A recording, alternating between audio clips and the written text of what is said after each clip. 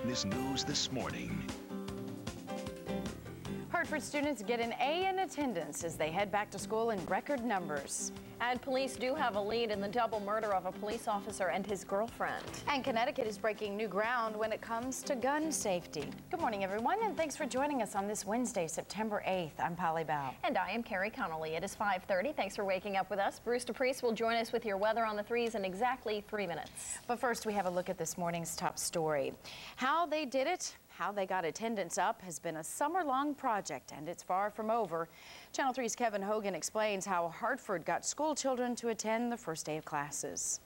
For Madeline Cruz, all it took was this letter from the school superintendent to get her 4 children registered at the nearby Burns School. She wishes her mother got a letter, and the system was tougher when she was going. Maybe she says she wouldn't have quit. Now it's much better. It's more strict. Before, I dropped down to 6th grade.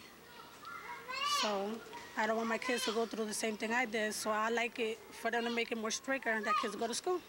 Burns School had the best turnout of all. Principal Irving Guidicelli says the gold star goes to Superintendent Anthony Amato for getting parents and educators motivated. The parents want their child to learn. They want them to get a better education to compete with any other child across the state. Guidicelli says his staff called parents from an attendance list that was created by the superintendent's office. That move alone got 114 new registrations for his school so far. He expects more. So why the big turnout on the first day of school? Superintendent's office sent letters to the parents asking them to come in to register their child. And if that wasn't enough, staffers from the school went door to door, went to the homes, and asked the parents to register their child, or then went to their neighbors if they couldn't talk to the parents. It's fun to go to school, and you can meet all your friends. Michael Duke got a letter from the superintendent. He's encouraged by the fresh approach. Anything that can be done helps. I mean, the reputation that the Hartford School District has of being kind of second rate, I mean, is unfortunate because I think it's self-perpetuating. The principal of Burns School says registration will continue to climb over the next few days. As a matter of fact, Irving Guidicelli says 40 new students will enroll this morning. He says that will cap out enrollment at Burns School to 700. In Hartford, Kevin Hogan, Channel 3 Eyewitness News this morning. In other news, Wallingford School administrators have a new assignment tracking students prone to violence. The profile of a potentially violent student will be given to staff in the district's 8 elementary schools, 2 middle schools, and 2 high schools. Administrators say this will prevent deadly school shootings like at Columbine High. Critics say some students could be unfairly labeled. Now, weather on the threes with Bruce DePrest. Well, good morning, everybody. It's now 5:33, and the tropical air is still in place, and we have some showers, too, as we have a very unstable, moist atmosphere once again. Let's check out radar, and we do have some showers in a few towns, like Mansfield. It looks like there's a shower in Mansfield right now, a small but heavy one. Also a fairly heavy, small shower moving up toward Killingly. Guilford, you probably have a little bit of rain going on right now in New Haven. A lot of showers in Long Island Sound that will be affecting you probably within the next 15 minutes or so. So here's the forecast first. Chance for a shower this morning. Some producing locally heavy downpours and perhaps even some thunder too. In the sticky 70s, 79 at noontime today with a little bit of sun coming out by then.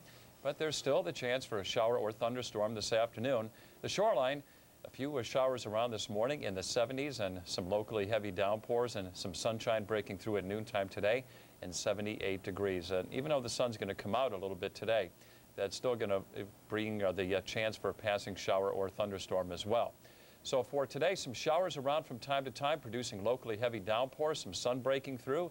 Highs this afternoon range from 78 to 85 degrees. It's going to be very humid. There are some major changes heading our way. May have to wait a little while, but changes nonetheless. We'll have all the details on that coming up in a few minutes. Polly? All right, Bruce, thank you. In other news this morning, an estranged husband is suspected of fatally shooting Cheryl Clark and Carlton Pipping, but Clark has not been charged with the crimes. He's recovering from a self-inflicted gunshot wound. Sergeant Pipping was a 10-year veteran of the Montville Police Department. Connecticut could become the first state in the nation to sue gun makers for the violence and death linked to their weapons. Many cities have already filed similar suits. Yesterday, Attorney General Richard Blumenthal announced the state is joining the lawsuit filed by the city of Bridgeport and is considering filing a suit on behalf of the state.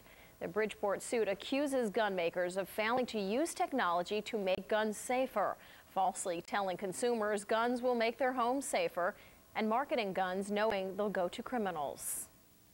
The epidemic of gun violence is plaguing our state and our nation, and that this industry can and should be held accountable. Eyewitness News did contact several gun manufacturers for comment. None returned our phone calls. It is 35 minutes past the hour. In the wake of the arrest of the new London County Sheriff on a gun charge, Governor Rowland is calling once again for reform of the entire sheriff's system. Channel 3's Jeffrey Cole has that story. Their job is to watch over the state's courts, to keep troublemakers and weapons out. But critics coming now from all sides say corruption has crept in. There have been very disturbing stories coming from sheriff's departments across the state that just point to the fact that the sheriff's system is outdated and it needs to be reformed. In fact, it needs to be replaced. Critics of the system say look no farther than new London County High Sheriff Gerard Egan. Egan and 7 other high sheriffs are elected countywide. The deputy sheriffs and the courts work for them. Egan is under investigation by the Attorney General for allegedly overcharging the state for serving court papers. He's being sued by his own deputies for extortion, and last week was arrested for keeping an assault weapon in his office. The sheriff system is a political system at the moment, and the way you get your job is through politics. I mean, I was a special deputy sheriff when I was a college student during the summer, and I got it because my father was active in politics. Lawler, the co-chairman of the legislature's Judiciary Committee, says he supports reform. So does the governor, who in this letter told legislative leaders today the system is a relic of our old county form of government and argued sweeping changes are needed to restore public confidence. Governor Rowland proposed abolishing the position of high sheriff during the last legislative session, claiming the entire system is corrupt. But legislators killed the plan, and critics say state politicians would never kill a system of political patronage like this one that works so well for them. The relatives of some prominent state politicians have been appointed deputy sheriffs. Some of the reasons why efforts at reform fail at the Capitol, but the controversy swirling around High Sheriff Gerard Egan may change that. And I think it's going to be difficult to make major changes, but I think as people learn about what's at stake, they'll be willing to go along with the changes that are in the pipeline, I think. Jeffrey Cole, Eyewitness News this morning. In other news this morning, when Martin Frankel is brought back to the U.S., he will be tried in Connecticut. The Greenwich man was arrested on Saturday in Germany after eluding international police for 4 months. Frankel is accused of embezzling billions from companies in several states. We don't yet know when Frankel will be returned to the U.S. The extradition process can take several weeks. It's official. CBS and MTV will soon be part of the same corporate family. Viacom, which owns MTV, is marrying the I network in the biggest media merger in history, a $36 billion deal. Viacom also owns VH1, Nickelodeon, and Paramount Studios. The new company will be called Viacom, but the CBS division will keep its name. Some other entertainment giants will be leaving their mark on your mail. The Beatles are featured in a new commemorative stamp. The U.S. Postal Service just unveiled the stamp. It's being released in conjunction with the American premiere of Yellow Submarine, the Fab Four's animated movie. I know, don't sing. Oof, that woke us all up for sure. Still a lot more to tell you about this morning, including Bruce's boat forecast. Then at 6, reporter Andre Hepkins explains why parents in Naugatuck don't want a new store in town. But first, if it's a cold winter, why you can expect to pay more to heat your house. We'll have details in 3 on your side. But first, what caused an old friend in Mystic to die?